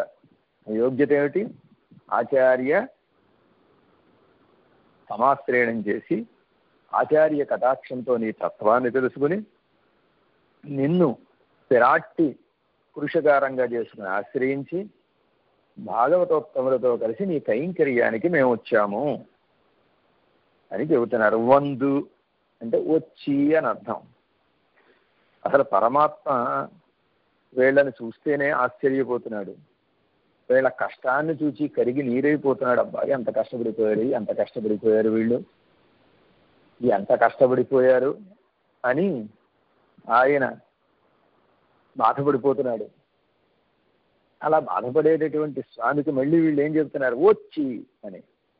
స్వామి మేము వచ్చాం, స్వామి మేము వచ్చాం అని పరమాత్మ దగ్గరికి వెళ్ళి విన్నపం చేయకూడదు. అలా విన్నపం చేస్తే పరమాత్మ బాధపడతాట. ఎందుకు బాధపడతాడు అంటే మనం వాళ్ళ దగ్గరికి వెళ్ళవలసి ఉండగా వాళ్ళే మన దగ్గరికి వచ్చారు అని ముందు బాధపడతాడు. అలా బాధపడే స్వామికి మళ్ళీ పుండు మీద కారం చల్లినట్టుగా మేము వచ్చామయ్యా అని అంటే మరింత బాధ కలుగుతుందిట. వీళ్ళు ఇక్కడ పరమాత్మకి ఏదో బాధ కలిగించాలి అని వందు అని చెప్పడంలా, స్వామి మీ యొక్క సేవని ప్రార్థించడం కోసం మేము వచ్చాము అని, నిన్ను ఇబ్బంది పెట్టడం కోసం వచ్చినటువంటి వాళ్ళం కాము అని విన్నపం చేస్తున్నారు. పరమాత్మ దగ్గరికి రాగానే పరమాత్మ ఎలా కరిగిపోతాడో గుహుడి వృత్తాంతం మనకు చెబుతుంది. పరమాత్మ అయోధ్య దగ్గర నుంచి కాలి నడకన బయలుదేరి కాలికి చెప్పులు కూడా లేకుండా పాపం ఎంతో కష్టపడి ఆయన శృంగిబేరపురం అని గృహుడు ఉండేటటువంటి ఆ ఊరికి ఆయన వేయించేస్తే గుహుడు పడవలో కూర్చున్నటువంటి గుహుడు ఆ పడవ దిగి 4 అడుగులు వేసి పరమాత్మకి ఎదురొస్తే పరమాత్మ చాలా ఆనందపడిపోయేటబ్బా, ఓ గుహ ఎంత కష్టపడిపోయావురా పద్యాం అభిగమాచ్చైవ స్నేహ సందర్శనేనచ, నువ్వు ఎదురొచ్చావు నాకు, అంతేకాదు ప్రేమగా చూచావు నా వైపు, నన్ను కుశల ప్రశ్నలు వేశావు. అర్చితాశ్చైవ పృష్టాశ్చ భవతా సర్వదా వయం, నువ్వు నాకు అర్చన చేసినట్టే, నాకు ఆనందాన్ని కలిగించావయ్యా, నువ్వు నాకు అన్నీ ఇచ్చేసినట్టే. 4 అడుగులు వేస్తే మన సర్వస్వాన్ని పరమాత్మని సమర్పించేసినట్టుగా ఆయన భావన చేస్తాడు. మనం ఇచ్చేది ఉండదు ఏమీను. అయినప్పటికీ పరమాత్మ భావన ఎలా ఉంటుంది? అలా ఉంటుంది. ఈ పరమాత్మ యొక్క భావన ఎలాంటిది అనేటటువంటి విషయాన్ని మనకి చెప్పడం కోసం మనం మన ఇంటి దగ్గర నుంచి 4 అడుగులు వేసి సన్నిధికి వెళతాం. వాస్తవానికి కోవిలికి వెళ్ళేటప్పుడు వాహనాల మీద వెళ్ళకూడదు. యానైర్వా పాదుకైర్వా గమనం భగవద్గృహం అని 32 దోషాలు చెప్పారు. ఆ 32 దోషాల్లో మొట్టమొదటి దోషం ఏమిటంటే వాహనం మీద స్వామి సన్నిధికి వెళ్ళడం. చెప్పులు వేసుకుని స్వామి సన్నిధికి వెళ్ళడం రెండవ దోషంగా చెప్పారు. మరి వాహనం మీద వెళ్ళకపోతే ఎక్కడో దూరంగా ఉన్నప్పుడు ఎలా వెళతామండి అంటే, వాహనం మీద వెళ్ళినా సన్నిధికి దూరంగా నిలబెట్టేసి వాహనాన్ని అక్కడి నుంచైనా నడిచి వెళ్ళాలి. చెప్పులు లేకుండా, పాదరక్షలు లేకుండా స్వామి సన్నిధికి వెళ్ళాలి. మనం ఏం చేస్తున్నాం? వాహనం వేసుకుని ఎవరి దాకా వెళ్ళి అక్కడి నుంచి 4 అడుగులు వేసి లోపలికి వెళుతున్నాం. ఇలా మనం పరమాత్మ దగ్గరికి వెళితే ఆ 4 అడుగులు వేస్తేనే పరమాత్మ కరిగి నీరైపోయి, అయ్యో ఎంత కష్టపడిపోయారా మీరందరూ, ఎంత కష్టపడిపోయారైరా అని ఆయన బాధపడతాడు అని పరమాత్మ తత్వాన్ని చెబుతున్నారు. అన్యత్ పూర్ణాత్ అపాంకుంభాత్ అన్యత్ పాదావనేజనాత్ అన్యత్ కుశల సంప్రశ్నాత్ నచేచ్చతి జనార్దన. విదురుడు చెప్పాడు దుర్యోధనుడికి. స్వామి దుర్యోధనుడి దగ్గరికి దూతగా వచ్చేటటువంటి సందర్భంలో దుర్యోధనుడు ఏం చేశాడో తెలుసా అండి? లంచాలు ఇచ్చి పరమాత్మని కొనేద్దామనుకున్నాడు. కొనేద్దామనుకుని ఆయనకు బోల్డ్ బహుమానాలన్నీ రెడీ చేసి పెట్టాడు. మూట ఇచ్చేస్తే ఈయన వీళ్ళ మాట వింటాడు అని ఆయన ఉద్దేశం అనమాట. ఇప్పుడు విదురుడు చెప్పాడు, ఏమయ్యా ఆయన ఏం కోరతాడో తెలుసా నీకు? అన్యత్ పూర్ణాత్ అపాంకుంభాత్, ఒక పూర్ణ కుంభం పెడితే దానికి ఆనందపడిపోతాడయ్యా. ఆయన కుశల ప్రశ్నలు వేస్తే ఆయన ఆనందపడిపోతాడయ్యా. ఇంతకు మించి ఆయన దేనిని కోరడు. అందరి చేత కోరబడేటటువంటి పరమాత్మ మన దగ్గర ఏం కోరతాడు? ఆయనకేం కావాలి అని చెప్పినట్టుగా, స్వామి వచ్చామయ్యా నీ దగ్గరికి అని విన్నపం చేస్తున్నారు. వందు ఉన్నై సేవిత్తి, వచ్చి నిన్ను సేవించాం. సేవించి ఉన్ పొత్తామరయడియే పోత్తుం పొరుల్ చేడాయ్, నీ యొక్క బంగారు పాదపద్మాలని పోత్తుం మంగళాశాసనం చేయడానికి పొరుల్ అర్థాన్ని చెబుతాను, వినవలసింది అని విన్నపం చేస్తున్నారు పరమాత్మకి. శ్రీవిల్లిపుత్తూరులో పైన వటపెరుం కోయిలుడయానని వటపత్రశాయి ఉంటారు. మేము శ్రీవిల్లిపుత్తూరు వెళ్ళి తాయారుని సేవించి అక్కడ ఉండేటటువంటి వటపత్రశాయిని సేవిస్తే, అక్కడ ఉండేటటువంటి అర్చక స్వామి గారు మమ్మల్ని దగ్గరికి తీసుకువెళ్ళి, ఆ వటపత్రశాయి దగ్గరికి తీసుకువెళ్ళి, ఆ పాదార విందాల దగ్గరికి తీసుకువెళ్ళి, స్వామి ఆండాళమ్మవారు ఉన్ పొత్తామరయడియే అని చెప్పింది చూసారా, ఆ పాదపద్మాలు ఇవే అని దర్శింపజేశారు. స్వామి, నీ యొక్క బంగారు పాదపద్మాలు ఎక్కడున్నాయి? ఆ బంగారు పాదపద్మాలు శ్రీవిల్లిపుత్తూరులో పటపత్రశాయికి చెందినటువంటి ఆ పాదముల జంటనే ఆండాళమ్మ వారు ఇక్కడ చెప్పారు. ఉన్ పొత్తామరై అడియే పోత్తుం పొరుళ్ళకేళాయి, నీ బంగారు పాదపద్మాలని మేము మంగళం పాడడానికి, వాటికి మంగళం పాడడానికి అర్థాన్ని చెబుతున్నాం. వినవలసింది ఏంటున్నారు? పరమాత్మ పాదాలు ఎలాంటివి అంటే మృదువైనటువంటివి, కోరదగినటువంటివి, అందమైనటువంటివి. తామరలతోటి పోలుస్తారు, ఎర్ర తామరలతోటి పోలుస్తారు పరమాత్మ యొక్క పాదపద్మాలు. ఆ పాదాలు ఎలా ఉంటాయంటే ఎర్రగా ఉంటాయండి పరమాత్మ యొక్క పాదపద్మాలు అన్నారు. పరమాత్మ యొక్క పాదపద్మాలు ఎందుకు ఎర్రగా ఉంటాయి అంటే, ఆఖరి భట్టారకుల వారు శ్రీరంగనాథుడి యొక్క పాదపద్మాన్ని సేవించి ఆయన పాదపద్మాలు ఎర్రగా ఉన్నాయని, ఆయన పాదపద్మాలు ఎందుకు ఎర్రగా ఉన్నాయో దాన్ని ఒక అద్భుతమైనటువంటి ఒకనొక శ్లోకంలో తెలియజేశారు. 3 కారణాన్ని చెప్పారు సర్వేశ్వరుడి యొక్క, అంటే రంగనాథుడి యొక్క పాదపద్మాలు ఎర్రగా ఉండడానికి. ఏమిటండి అన్నారు?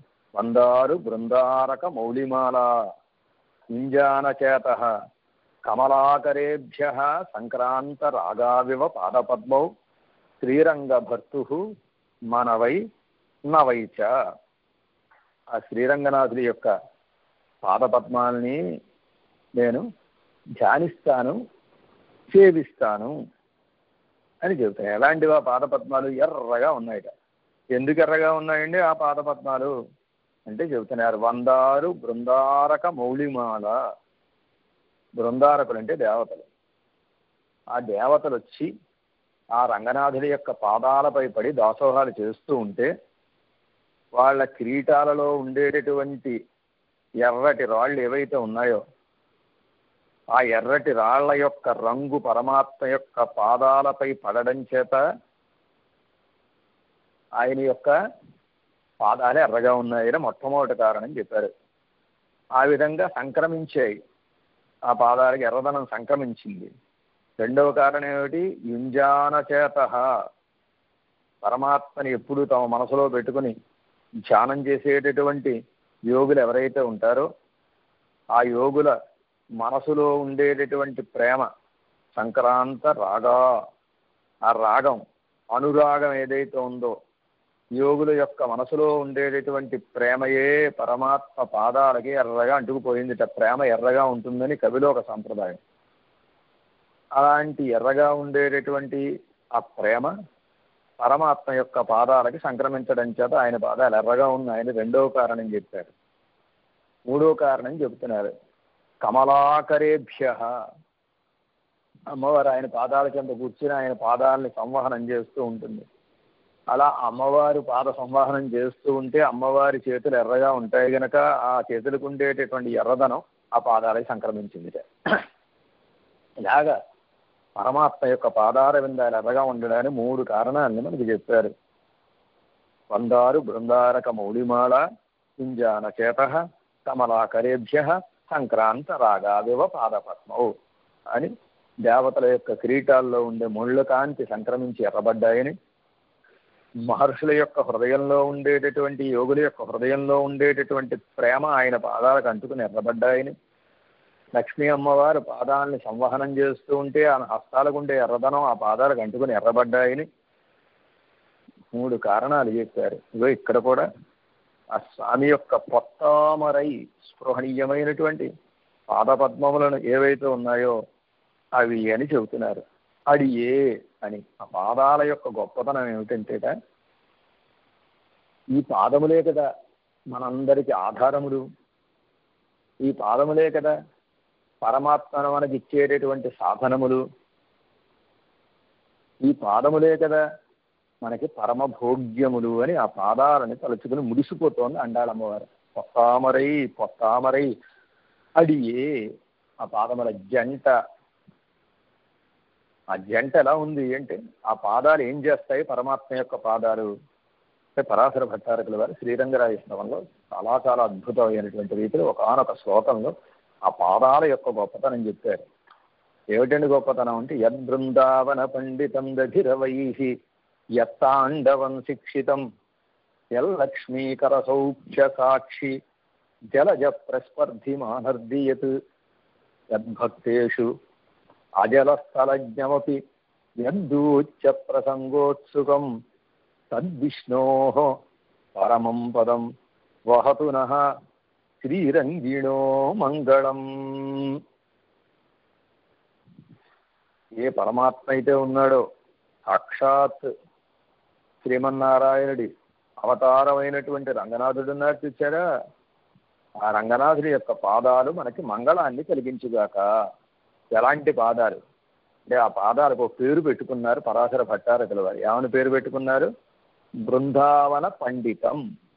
ఆ పాదాలు బృందావన పండితంట. పాదాలు పండితులు ఏమిటండి? వ్యక్తుల్ని పండితులు అంటారు.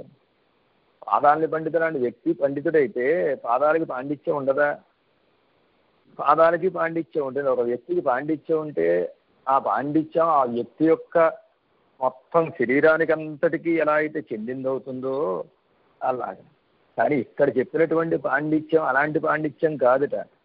ఎలాంటి పాండిత్యం అంటే బృందావనంలో ఏ గోపిక ఇంటి అడ్రస్ కావాలన్నా ఆ ఇంటి అడ్రస్ మనకి చెప్పడానికి ఒక డైరెక్టరీ లాంటిదిట కృష్ణ పరమాత్మ యొక్క పాదాల జంట. చింతయంతి అనే గోపికిల్లు మాకు కావాలి అంటే కృష్ణ పరమాత్మ పాదాల జంట అనే డైరెక్టరీ ఉంది. ఆ డైరెక్టరీలో చూడండి, మీకు తెలిసిపోతున్నాను. గోకులంలో రేపల్లెలో పరమాత్మ తొక్కని ఇల్లు లేదు, ఎక్కని గుమ్మం లేదు అని దాన్ని చాలా అందంగా బృందావన పండితమని ఆ పాదాల వైభవాన్ని చెబుతున్నారు. ఆయన రేపల్లెలో తిరగని ఇల్లు లేదు కనుక రేపల్లెలో ఎవరి ఇంటి అడ్రస్ మీకు కావాలన్నా కృష్ణాస్ లోటస్ ఫీట్ డైరెక్టరీ చూసుకోండి, మీకు తెలిసిపోతుంది అన్నారు. యద్బృందావన పండితం దధిరవైహి యత్తాండవం శిక్షితం. నృత్యం చేయడంలో నాట్యం చేయడంలో పరమాత్మ పాదాలకు ఉండేటటువంటి గొప్ప పాండిత్యం ఇంకా ఎవరికీ లేదుట. ఎలాగండి అంటే పరమాత్మ కాళీయ మర్దనం చేసేటప్పుడు కాళీయుడు నెత్తి మీదకి వెళ్ళి ఎక్కి నాట్యం చేసినప్పుడు కాళీయుని మదమడిచినప్పుడు భరత శాస్త్రానికి సంబంధించిన భరతమునొచ్చి భరతనాట్యం అంటారు కదా, ఆ భరతనాట్యాన్ని అందించిన భరతమునొచ్చి లక్షణాలన్నీ రాసుకున్నాడు అని పెరియాళ్ళు వాళ్ళు పాసురంలో పాడతారు. భరతనాట్య లక్షణాలని భరతమునికే నేర్పినటువంటి ఒకనొక అద్భుతమైనటువంటి వైభవం కలిగిన పాదాలు. ఈ పాదాలకి నాట్యం ఎక్కడి నుంచి వచ్చిందండి అన్నారు. ఎక్కడి నుంచి వచ్చిందంటేట ఆ గొల్లలు వెన్న చిలుకుతూ ఉంటే ఆ వెన్న చిలికేటప్పుడు వచ్చేటటువంటి శబ్దం ఏదైతే ఉందో ఆ శబ్దానికి అనుగుణంగా కాళ్ళు కదపడం వల్ల ఇది నాట్యం వచ్చేసింది. వాళ్ళ అమ్మ ఏం చేసిందంటే 2 కాళ్ళకి దండిగా నిండుగా మువ్వలు కట్టింది. మువ్వలు కట్టడం చేత ఆ మువ్వలు శబ్దం అయితే ఈయన ఎక్కడున్నాడో తెలిసిపోతుంది. అందుకు ఈయన ఏం చేశాడంటే మజ్జిగ చిలికేటప్పుడు చలక్ అన్నప్పుడు సరిగ్గా కాలు కలిపేవాడు, మళ్ళీ చలక్ అన్నప్పుడు కాలు కలిపేవాడు. ఇలాగా వాళ్ళు చిలుకుతున్నప్పుడు ఆ శబ్దంలో శృతి కలిపినప్పుడు ఆయన పాదాలు ఆడేటటువంటి ఆట ఏదైతే ఉందో అదే నాట్యం అయిపోయింది. పెద్దగా ఏం నేర్చుకోవాల్సిన అవసరం లేకుండా అలా కాళ్ళు కలిపితే అదే గురువులు ఎవరు? నాట్యాన్ని నేర్పిన గురువులు ఎవరు? పెరుగు శబ్దంట దధిరవం. యల్లక్ష్మీకర సౌఖ్య సాక్షి. ఆ పాదాలు సాక్ష్యములట. దేనికి సాక్ష్యాలు అంటే లక్ష్మీదేవి యొక్క పాదములు అదే హస్తములు ఎంత సుఖంగా ఉంటాయో ఆ స్పర్శ హస్త స్పర్శ ఎంత సుఖంగా ఉంటుందో ఈ పాదాలు చెబుతాయిట. జలజ ప్రస్పర్ధిమానర్ధియత్. జలజం అంటే తామరం. ఆ తామరతోటి దెబ్బలాడేటటువంటి ఒకనొక గొప్పతనం, తామరని ఓడించినటువంటి ఒక గొప్పతనం. ఆ తామరతోటి దెబ్బలాడి కోపం వచ్చి ఎర్రబడిపోయాయి అన్నారు. యద్భక్తేషు అజలస్థలజ్ఞమపి. అంతేకాదుట భక్తుల్ని కటాక్షించేటప్పుడు వీడు చదువుకున్నవాడని, వీడు చదువులేని వాడని, వీడు గుణవంతుడని, వీడు గుణహీనుడని లెక్క పెట్టేటటువంటి తత్వం ఆ పాదాలకి లేదు. ఎత్తుపల్లాలని చూడకుండా పాదాన్ని చాతడమే ఆయన పని. ఎత్తుపల్లాలు చూడటం అంటే గొప్పవాడు తక్కువవాడు అని చూడకుండా. అంతేకాదు యద్దూచ్య ప్రసంగోత్సుకం. ఆ రోజు కృష్ణ పరమాత్మ దూతగా వెళ్ళాడంటే ఆయన్ని దూతగా తీసుకెళ్ళిన ఈ పాదాలు కాదు, ఆ రోజు దూత్యం చేసింది కృష్ణ పరమాత్మ కాదు, ఈ పాదాలే. దూత్య ప్రసంగోత్సుకం, ఆ దూత్యాన్ని చేయడంలో గొప్ప ఉత్సాహం కలిగినటువంటి దూత ప్రసంగాన్ని చేయడంలో ఉత్సాహం కలిగినటువంటి కానక అద్భుతమైనటువంటి పాదార విందాలు అని. అలాంటి పాదార విందాన్ని పోర్tum నేను స్తోత్రం చేయడానికి ఉండేటటువంటి కారణాన్ని చెబుతున్నాం. స్వామి వినవలసింది. పొరుల్ కేళాయి తత్తమ్మే తుణ్ణుం కొలత్తిల్ పిరంది. ఓ స్వామి, నువ్వు నిన్ను పరమపదంలో ఉన్నావని అనుకుంటున్నావా?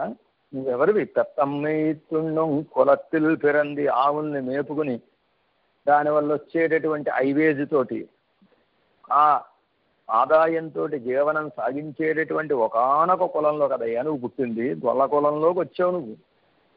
నీ కులంలోకి మేం రాలే, మా కులంలోకి నువ్వు వచ్చావు. నువ్వు పరమపదంలో ఉన్నావు అనుకో, అప్పుడు మేము వచ్చే అవకాశమే లేదు. క్షీరాబ్దిలో ఉన్నావు అనుకో, వచ్చే అవకాశమే లేదు. మేము పరమపదానికి వచ్చి ప్రార్థించడం లేదు, క్షీరాబ్దికి వచ్చి ప్రార్థించడం లేదు. మమ్మల్ని వెతుక్కుంటూ నువ్వే మా దగ్గరికి వస్తే అలా వచ్చినటువంటి నిన్ను మేము ప్రార్థన చేస్తున్నాము. తత్తమ్మైతుణ్ణుం కులత్తిల్ పిరంది అని అవతార తత్వాన్ని నువ్వు తెలుసుకోవాలయ్యా. ఒక్కొక్క అవతారానికి ఒక్కొక్క లక్షణం ఉంటుంది, అవతారానికి ఒక్కొక్క ప్రధానమైనటువంటి కళ్యాణ గుణం ఉంటుంది. ఇగో ఈ అవతారంలో నీ యొక్క గొప్ప కళ్యాణ గుణం ఏమిటంటే సౌలభ్యం అనేటటువంటి గుణం. నువ్వు అవతారాన్ని ఎత్తిన దానికి నీకు ప్రయోజనం చేకూరక్కర్లేదా? మా లాభం సంగతి పక్కన పెట్టు.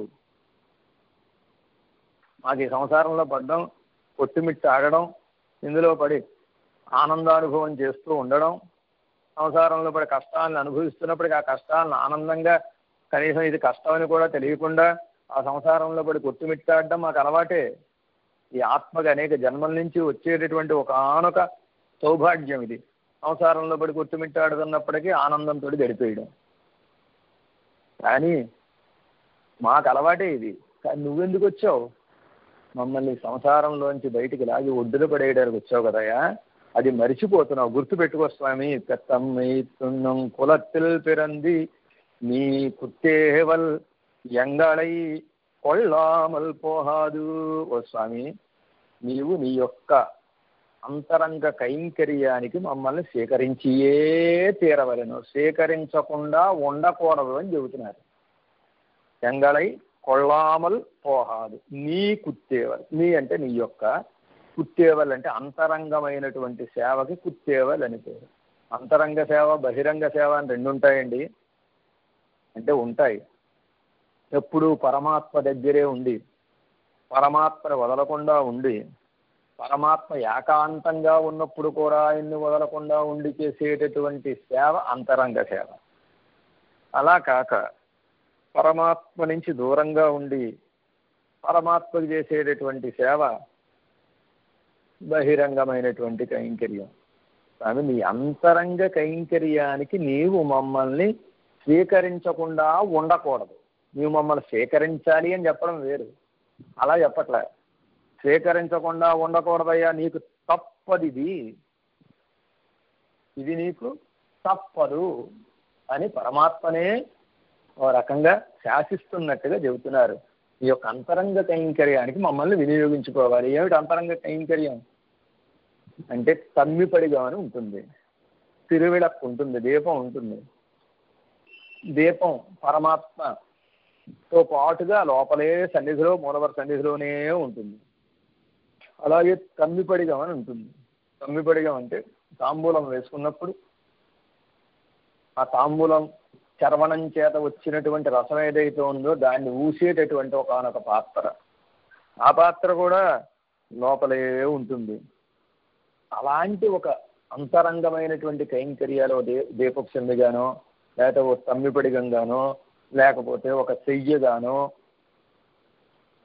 నీవు మమ్మల్ని స్వీకరించాలి. నీ అంతరంగమైనటువంటి కైంకర్యానికి మమ్మల్ని వినియోగించుకోవాలి నువ్వు. ఏం కైంకర్యం కావాలో మీకు చెప్పండి, ఎలా కావాలో చెప్పండి అంటే అండాడమ్మవారు అద్భుతంగా చెబుతున్నారు. ఎత్తెక్కుం ఏഴേഴു పిరవిక్కుం ఉందన్నోడు ఉత్తో మేయావోం ఉనక్కే నాం ఆక్షైవోం. ఓ స్వామి, ఉనక్కే నాం ఆక్షైవోం, నారాయణనే నమక్కే అని అక్కడ చెప్పారు. ఇప్పుడు ఇక్కడ ఏం చెబుతున్నారు? నారాయణుడే మనకే కైంకర్యాన్ని ఇస్తాడు అని చెప్పారు. ఇక్కడ ఏం చెబుతున్నారు తెలుసా అండి? ఉనక్కే నాం ఆక్షైవోం, నీకే మేము కైంకర్యం చెయ్యాలి. నీకే మేం కైంకర్యం చెయ్యాలి అంటే నా కైంకర్యాన్ని నువ్వే స్వీకరించాలి తప్ప మళ్ళీ వాళ్ళకి వీళ్ళకి మా యొక్క కైంకర్యాన్ని బదలాయించడానికి వీలు లేదు. వారికి సేవ చేయండి అని అనడానికి వీలు లేదు. అలా అనకుండా నువ్వు మా కైంకర్యాన్ని నువ్వు ప్రత్యక్షంగా స్వీకరించాలి. ఏం కైంకర్యం కావాలి అంటే ఆండాళమ్మ వారు అద్భుతమైన రీతిలో చెబుతున్నారు. ఎత్తెక్కుం ఏజేజు పిరవిక్కుం ముందన్నోడు ఉత్తు మేయావోం ఉనక్కే నామాక్షివోం ఎత్తెక్కుం ఏజేజు పిరవిక్కుం. స్వామి, మాకు కావలసింది నీ యొక్క అంతరంగ కైంకర్యం. ఈ కైంకర్యం ఎలా చేయాలి? ఉందన్నోడు ఉత్తో మేయావోం, నిన్ను వదలకుండా మేము కైంకర్యం చెయ్యాలి, నీతో పాటుగా ఉండి చెయ్యాలి. ఓహో, నాతో పాటుగా ఉండి మీరు నా యొక్క అంతరంగమైనటువంటి సేవల్ని చెయ్యాలా? అలాగే ఏ సేవ కావాలో చెప్పండి అంటే చెబుతున్నారు. ఎత్తెక్కుం ఏజేజు పిరవిక్కుం, ఈ జన్మలో కాదయ్యో 7 జన్మలకి మాకు నీ సేవే కావాలి అని ముందుగానే నేను మనవి చేశాను. కైంకర్యం అనేది పరమపదంలో చెయ్యాలి. ఆ కైంకర్యం ఇక్కడే లభించిందనుకోండి, పరమపదం వెళ్ళవలసిన అవసరం ఉందా?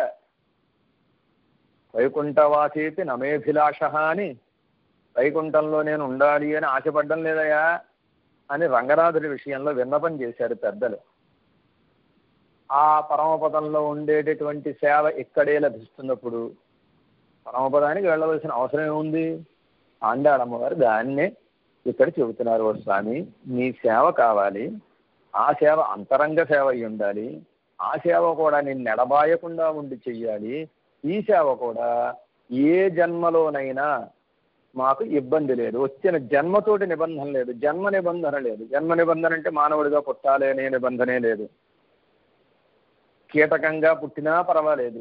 మనం చూస్తూ ఉంటాం, పెరుమాళ సన్నిధికి వెళితే బొద్దింకలు మొదలైనటువంటి వారి యొక్క పాదాల మీద పాకుతూ ఉంటాయి, తిరుమేన మీద అలా పాకుతూ తిరుగుతూ ఉంటాయి. బొద్దింక పాకుతుందని తోనేయకూడదు. బొద్దింకలు పాకుతున్నాయి, అర్చక స్వాముల వారికి శ్రద్ధ లేదు అనకూడదు. వాటికి కూడా పరమాత్మని సేవించేటటువంటి ఒకానొక భాగ్యం కలగాలి. ఇలాంటి ఆండాళమ్మ వారి లాంటి భక్తులు ఎవరైతే ఉంటారో ఆ భక్తులే అదిగా అలా కీటకాలుగా ఉండి స్వామి సేవ చేసుకుంటూ ఉంటారనమాట. స్వామి, 7 జన్మలకి మాకు పరమపదం కావాలని ఏం లేదు. ఏ జన్మైనా మాకు ఇబ్బంది లేదు. మానవ జన్మ ఇచ్చావా, నీ లోపలుండి నీ శయ్యాగారంలో ఉండి నీకు నిత్య సేవ చేసేటటువంటి భాగ్యాన్ని, నిన్ను ఎడబాయకుండా ఉండే భాగ్యాన్ని. లేదు కీటకంగా జన్మనిచ్చావా, ఏవో నీ తిరుమీన మీద ఉండి నిన్ను సేవించేటటువంటి నీ అంతరంగ సేవ చేసేటటువంటి భాగ్యాన్ని. అలా కాకుండా ఒక స్థావర జన్మనిచ్చావా, ఓ దీపసేమిగా ఉండేటట్టుగా, లేదా ఒక మంచంగా ఉండేటట్టుగా, లేకపోతే దాని మీద ఉండే పరుపులా ఉండేటట్టుగా, నువ్వేం చేసి ఉండేటటువంటి ఆసనంగా ఉండేటట్టుగా, లేకపోతే నువ్వు పాదాలు పెట్టుకునే పాదపీఠంగా ఉండేటట్టుగా, ఏదైనా మాకు ఇబ్బంది లేదు. కానీ ఎక్కడుండాలి? నీ దగ్గరే ఉండాలి, నిన్ను వదలకుండా ఉండాలి, నీ అంతరంగ కైంకర్యంలో ఉండాలి. ఈ 3 నియమాలతో కూడినటువంటి సేవ నువ్వు ఏ జన్మలో ఇచ్చినా, జన్మ ఏదైనా మాకు పర్వాలేదు అని ఆండాళమ్మ వారు ప్రార్థన చేస్తున్నారు. ఒక అత్యద్భుతమైనటువంటి రీతిలో ఇలా ఉంటుందండి. ఎక్కడైనా ఏ జన్మైనా పర్వాలేదు అంటే కులశేఖరాళ్వార్లు అనేటువంటి ఒక మహానుభావులు వెంకటేశ్వర స్వామి దగ్గర చేసినటువంటి విన్నపాన్ని గనక మనం ఒక్కసారి చూస్తే మనకి అర్థమైపోతుంది ఈ విషయానికి సంబంధించినటువంటి భావం.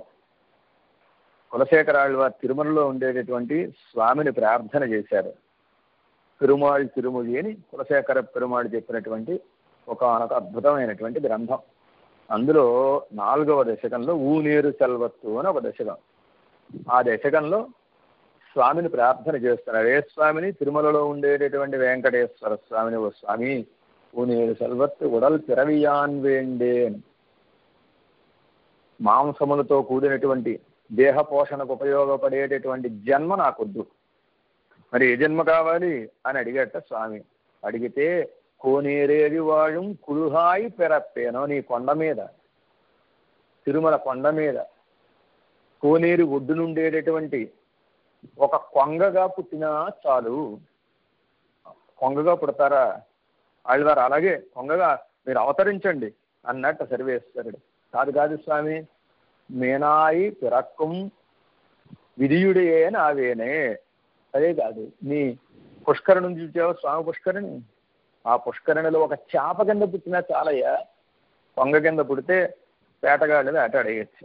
చేప కింద పుడితే మీ కోనేరులో భక్తులు ప్రసాదం తీసుకుని ఆ కోనేరులో చేతులు హస్తశోధనం చేసుకుంటే, చేతులు కడుక్కుంటే ఆ ప్రసాదం ఆ కోనేరులో ఉంటే ఆ భాగవత శేషం అలాగే భగవత్ శేషం రెండు స్వీకరించేటటువంటి ఒకనొక భాగ్యం కలుగుతుందయ్యా. అంతే చేప కింద పుడితే చాలు. ఇంతేనా? కాదు, పొన్వట్టిల్ పిడుతుడనే పొహప్పెరువే నావేనే. ఉదయాన్నే నీ సుప్రభాత గోష్ఠికి నీకు అంతరంగ సేవ చేసేటటువంటి సేవకులు ఉంటారు చూసారా, వాళ్ళకి సేవకుడిగా వాళ్ళ వెనకాల నీ గుళ్ళో ప్రవేశించేటటువంటి, సన్నిధిలో ప్రవేశించేటటువంటి ఒక భాగ్యం కలిగితే చాలయ్యా. అంతేనా? కాదు, చెంబహమాయ్ నిర్కున్ తిరువడయే నావేనే. ఒక చంపక వృక్షం కింద, సంపెంగ వృక్షం కింద నీ కొండ మీద ఉండేటటువంటి ఒకనొక సౌభాగ్యం నాకు అబ్బుతుందా? స్తంభహమాయి నిర్కున్ తవముడయే నావేనే. నీ కొండ మీద ఒక స్తంభంగా నిలిచేటటువంటి భాగ్యం నాకు లభిస్తుందా? అందుకే 1000 కాళ్ళ మంటపం గురించి అంతగా బాధపడి దాని గురించి దెబ్బలాడవలసిన అవసరం వచ్చింది. స్తంభాలంటే బాహ్యంగా ఏదో సిమెంట్ తోటో ఐరన్ తోటో కట్టినటువంటి స్తంభాలు కాదు, రాతితోట నిర్మించిన స్తంభాలు కాదు. స్తంభం అంటే అందులో నిత్యసూరులు ఉంటారు, భక్తులు ఉంటారు. పరమాత్మ సేవ చేయడానికి, అత్యావతారంలో ఉండే పెరుమాళ్ళ సేవ చేయడానికి ఆ భక్తులు అందరూ వచ్చి ఆ స్తంభంలో ఉంటారు. అలాంటి భక్తులకు ఆవాసంగా ఉండేటటువంటి స్తంభాలను తొలగించారనే జీవిత స్వామి వారు ఆ రోజున అంత పోరాటం చేశారు.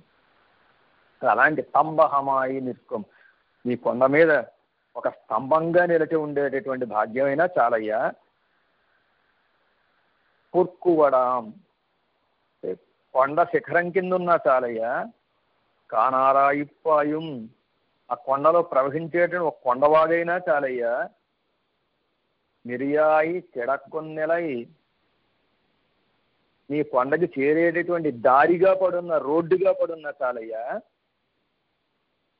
మిరియాయి కిడకొన్నెలై అంటే దారిగా ఉండేటటువంటి ఒకనొక స్థితి. దారిగా ఉంటే భక్తులు ఆ దారిలో నడుస్తూ ఉంటారు, పెరుమాళ్ళకి ఉత్సవం జరుగుతూ ఉంటుంది. అలాంటి దారిగా అని చెప్పి చివరిగా పడియాయి కిడంది ఉన్ పవళవాయి కాండేనే. స్వామి, నీ యొక్క మూలవర సన్నిధికి ముందు ఉండేటటువంటి గడపగా పడి ఉండాలి. కేవలం గడపగా పడి ఉంటే ఉపయోగం ఉండదు. ఆ గడపగా పడి ఉండి నీ యొక్క దివ్య తిరుమేనిని, నీ యొక్క ముఖమండలాన్ని, నీ యొక్క అధరాలని సేవించేటటువంటి ఒకనొక భాగ్యం నాకు కటాక్షించవయ్యా. పడియాయి కిడంది ఉన్ పవళవాయి కాండేనే. ఒక గడపగా పడి ఉండి నీ యొక్క ఎర్రటి అధరాల్ని నేను సేవించాలి అని ప్రార్థన చేస్తే సర్వేశ్వరుడు కటాక్షించేట. అలాగే గడపగా మీరు ఉండండి అని. అందుకే విష్ణాలయంలో మూలవర సన్నిధికి ముందు ఉండేటటువంటి గడపకి కులశేఖరప్పడి అని పేరు. ఈనాటికి ఆ కులశేఖరప్పడి మనకి దర్శనాన్ని అనుగ్రహిస్తోంది. ఎప్పుడైనా పెరుమాళ్ళకి కళావరోహణ చేసి మూలవర్లకు కళావరోహణ చేస్తే చేస్తారేమో కానీ గడపని మాత్రం మారుతారు. అలాగే ఎప్పటికీ మారకుండా ఆ గడపగా ఉండాలి అని ప్రార్థన చేసి చివరిగా స్వామి తిరువేంగడమెన్నుం ఎంబెరుమాన్ పొన్మలై పొన్మలై మేల్ ఏదేను మావేనే. స్వామి, ఏదో నా చేపల్యం చేత కొంగగా ఉండాలని, చేపగా ఉండాలని ఏదోదో చెప్పాను, కానీ నీ కొండ మీద ఏదో ఒక రూపంలో చివరికి వచ్చిన దోమ కిందైనా చాలయ్యా. దాన్ని నాకు కటాక్షించు అని ప్రార్థన చేసినట్టుగా ఆండాళమ్మ వారు కూడా కృష్ణ పరమాత్మని ప్రార్థన చేస్తున్నారు. ఓ స్వామి, ఎత్తెక్కుం ఏഴേഴു പിറവിക്കും ముందన్నోడు తూమి ఆ ఓం ఉనకే నాం ఆక్షయోం. 7 జన్మలకి జన్మతో నిబంధన లేకుండా నీ యొక్క అంతరంగమైనటువంటి కైంకర్యాన్ని మేమే చెయ్యాలయ్యా, నీకే చెయ్యాలయ్యా అని ఆ కైంకర్యంలో ఉండేటట్టు ఆశనంతటిని ఈ 2 మాటల చేత ఉనకే నాం, నాం అని మేము అని, నామే అని అన్వయం చేసుకోవాలి. నీకే చెయ్యాలయ్యా, మేమే చెయ్యాలయ్యా, ఆచ్చైవోం సేవ చెయ్యాలి. ఎత్త పరహుళ్వాన్, ఇదిగో మేము పరై అని మొట్టమొదటి నేను చెబుతున్నాను చూసావా, ఆ పరై అనేటటువంటి పురుషార్థం యొక్క భావన ఇదేనయ్యా, దాని అర్థం ఇదేనయ్యా. ఈ యొక్క అంతరంగ సేవని నిన్ను ఎడబాయకుండా నీకే మేమే చేసేటట్టుగా మమ్మల్ని అనుగ్రహించు స్వామి అని ప్రార్థన చేస్తున్నారు. అలా చేసేటప్పుడు మత్తనం కామంగళ్ మాతి, స్వామి నీ సేవ మాకు లభించడం ఒక ఎత్తు, నీ సేవ లభించడమే కాదు, నీ సేవకి ఆటంకంగా ఉండేటటువంటి ఆటంకాలు కూడా నువ్వే తొలగించాలి. పరమాత్మ మనకి తన సేవని కటాక్షిస్తాడు. కేవలం సేవని కటాక్షించడమే కాదు, ఆయన సేవకి ఆటంకంగా ఉండేటటువంటి వాటిని కూడా ఆయనే తొలగిస్తాడు. స్వామి, ఈ 30 రోజులు నీ వ్రతాన్ని చేసేటట్టుగా, నీ కైంకర్యం చేసేటట్టుగా మాకు భాగ్యాన్ని ప్రసాదించు స్వామి అని ఒక ప్రార్థన. అంతటితో సరిపోదు. స్వామి, ఈ 30 రోజులు ఒక్కరోజు కూడా ఎటువంటి ఆటంకము కలగకుండా నీ ఆరాధనా సమయంలో ఎటువంటి ముందు వెనకలు లేకుండా నీ యొక్క తిరుప్పావై సేవని, ధనుర్మాస కైంకర్యాన్ని మేము చేసుకునేటట్టుగా మమ్మల్ని అనుగ్రహించవయ్యా అని ప్రార్థన చెయ్యాలి. ఆ ఆటంకాలని తొలగించడాన్ని మత్తనం కామంగళ్ మాతు అని ఆండాళమ్మ వారు చెబుతున్నారు. అంటే స్వామి, ఇతర విషయాలలోకి మా మనసు ప్రవేశించకుండా చెయ్యి. ఇతర విషయాల్లోకి ప్రవేశిస్తే ఏమవుతుంది? భగవత్ కైంకర్యం కాస్త కుంటుపడుతుంది, భగవత్ కైంకర్యం కాస్త ఆగిపోతుంది. అలాగ భగవత్ కైంకర్యం కుంటుపడడానికి, భగవత్ కైంకర్యానికి ఆటంకం కలగడానికి మూల కారణమైనటువంటి ఇతర విషయ కామం ఏదైతే ఉందో ఆ ఇతర విషయ కామం పోవాలి. భగవత్ కామం కావాలి, ఇతర విషయ కామం పోవాలి. భగవత్ కామం కలిగితే ఆయన కైంకర్యం చేస్తాం, ఇతర విషయ కామం పోతే ఆ కైంకర్యం స్థిరంగా మనకి నిలబడుతుంది. అలాగే స్వామి, నీ కైంకర్యం స్థిరంగా నిలబడేటట్టుగా, ఇతర విషయముల యందు మా మనసు పోకుండా నీ యందే మా మనసు నిలిచి ఉండేటట్టుగా, నీ యొక్క అంతరంగమైన కైంకర్యాన్ని నిరంతరం చేసేటట్టుగా, జన్మతో సంబంధం లేకుండా మమ్మల్ని కటాక్షించు స్వామి అని నమ్మాళ్ళు వారు ఒడివిలు కాలమెల్లాం ఉడనాయుమని వడిమల అడిమ చెయ్య వేండున్నామని స్వామిని నెడబాయకుండా ఉండి సర్వకాల సర్వావస్థల యందు నీ యొక్క సేవని మేం చెయ్యాలి అని ప్రార్థన చేసినటువంటి విషయం ఏదైతే ఉందో దాన్ని ఆండాళమ్మ వారు ఇవాళ పాసురంలో అత్యద్భుతంగా మనకి తెలియజేశారు. ఈ పూటకి మన కాలక్షేపాన్ని ముగించుకుందాం. శ్రీమచ్చై విష్ణు చిత్తార్య మనోనందన హేతవే నందనందన సుందర్యై గోదాయై నిత్యమంగళం. జై రామానుజ.